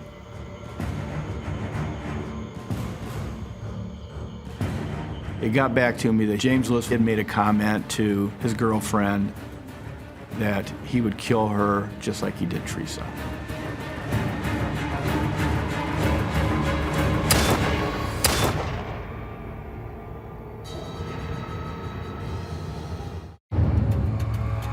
Police have two suspects in the murder of Teresa Burns, Phil Jeans and James Lewis. But they need to determine who pulled the trigger. We have a gun we believe is the gun. The gun is being carried by two people who knew Teresa Burns. The alleged death threat issued to his girlfriend, however, places the focus on Lewis. James Lewis was a hard kid. He made admissions that he knew about the gun. But he said he only fired it one time, and that was at a nearby gravel pit and just doing some plinking, and target practice. We looked at his whereabouts that day. He was starting a new job. Investigators interview his employer to verify his shift. James Lewis's alibi wasn't totally airtight. The days were off by a day or two. I pressured him on what he knew about the murder of Teresa Burns. Then he got upset, his lower lip quivered. He said, look, I didn't kill Teresa Burns, and you can't prove I did because I didn't do it. And he got up and walked out of the interview. When somebody walks out of an interview like that, it certainly keeps them on your radar. You don't have the ability to clear them out of the picture. It made it just that much more difficult. Police are no closer to knowing whether it was Lewis or Jeans who pulled the trigger. So we have to look at both of them equally and figure out who was carrying the gun. Was it one person or two people? Which one was holding the gun when the gun was fired and killed Teresa Burns? With both men denying their involvement, the ballistics results on the weapon they shared finally return. The results were inconclusive. And the examiner, he says, I can't tell you have the gun. An inconclusive ballistic test means that there's not enough individual markings on the bullets or the casings for an examiner to determine if it was fired from a particular gun or not. That was very disappointing. That was one of those low points in the investigation. Now, the gun I thought I had, I don't have anymore. Without this critical evidence, the investigation begins to stall. Over time, the case isn't in the public eye like it used to be. We're working behind the scenes to keep it moving forward, but at some point, it comes to a slow, screeching, painful halt. We're looking for answers. Nothing was happening, and it was just getting more and more frustrating. We got to the point where we were pretty much just losing hope. I can't describe to you how frustrating it is to work a case like that for so long and not have the resolution for the family. We put in a ton of hours. We put in a lot of work. But more than anything, I wanted there to be justice for Teresa Burns, and that wasn't happening. I worked the case for 14 straight years before I retired. I had to leave the case behind. But I always told the guys in the homicide unit that I think the case is close to being solved. We're right there. We need that one break. 22 years after the crime, the case is assigned to Commander Tim Corbett. Anytime you open up a cold case, you basically have to start from square one. Now we're talking 2010. This family has to go to bed every day and wake up every morning knowing that the killer is going on with his life. Sometimes the answers are already there and they just need to be refined a little bit. Other times you just have to start it from the very beginning and look at it with a fresh set of eyes. Detective Corbett finds an adult James Lewis living life on the straight and narrow. When you're going back 20 years on any case, the truth is easy to remember, lies aren't. When he had threatened his girlfriend that he would kill her like he did Teresa Burns, James was emphatic that he didn't mean anything by that. People make stupid comments. They say things in the heat of an argument. I think James got kind of a bad shake. There were people looking at him and blaming him for stuff. But I believe James told the truth. Phil Jeans, meanwhile, has developed an extensive rap sheet, including convictions for theft, domestic violence, and battery. Phil's got a big mouth. So 20 years later, you find other people in his life that he said things to. We learned the weapon was going to be sold potentially within days of the homicide, and Jeans let this person know there's a crime on this gun. Jeans didn't stop there. I spoke to several women who knew Phil Jeans. We learned he had a girlfriend, and he told her in very clear terms that I won't use, what he was going to do to her.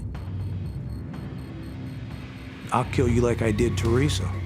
He didn't say, I'll have you killed by so-and-so who killed Teresa. It was I. It was always I. Everything starts pointing towards Jeans. It's been 24 years since the murder of Teresa Burns. Now, cold case detectives believe they know who killed her, but need to prove it. Phil was the one that was seen with the gun the most. Phil was the one that bragged about what had happened. Phil's the one that made threats towards everybody. It was very clear what our target was, and then it was a matter of taking his story apart. Obviously, technology has changed since 1988. Higher power microscopes, different ways of looking at things. Police decide to retest their key piece of evidence.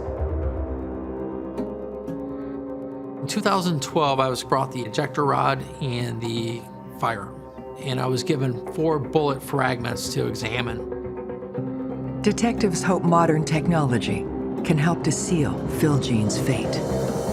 I came to the conclusion that those 4 bullet fragments were fired from the firearm that was given to me. It's finally enough for Mishawaka police to obtain an arrest warrant. Tim Corbett called me up and said, hey, we're gonna go arrest Phil Jeans today. You wanna come along? It was pretty bittersweet to see him finally put into handcuffs. I wish it had been, many years sooner, but hey, it was a sight to behold seeing him being arrested for this. It took 20 years to get to this point. Now we have to make sure that we go all the way to the end and get to conviction and get him the time that he deserves. Critical to their case is the timeline that lays out in detail exactly what happened in the last hours of Teresa's life. January 11th, 1988, Teresa Burns left for school in the morning, and she needed to go home to change clothes. Teresa caught the city bus and got home about 10:30. Contacted her boyfriend, Sean. While they were talking, somebody came to the front door and rang the doorbell. It was Phil Jeans. Once Phil was in the house,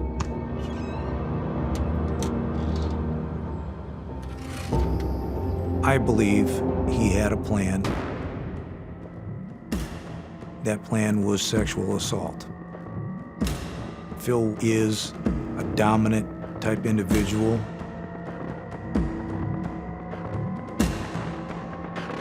There's either going to be cooperation or there's going to be violence. This was a day that Jeans had mayhem in his mind, and Teresa was a fighter. Teresa wasn't just going to knuckle under and roll on her side and just give up. So Phil Jeans pulled the trigger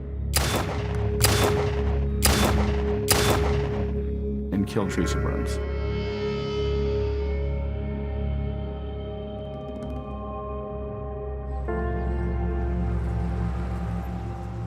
After a 5-day trial, Phil Jeans is convicted of murder and given the maximum sentence, 60 years. Phil Jeans is exactly where he deserves to be. He helped us put him where he is. Thank you, Phil. It was a bittersweet moment because both of Teresa's parents had died, so they weren't there for it.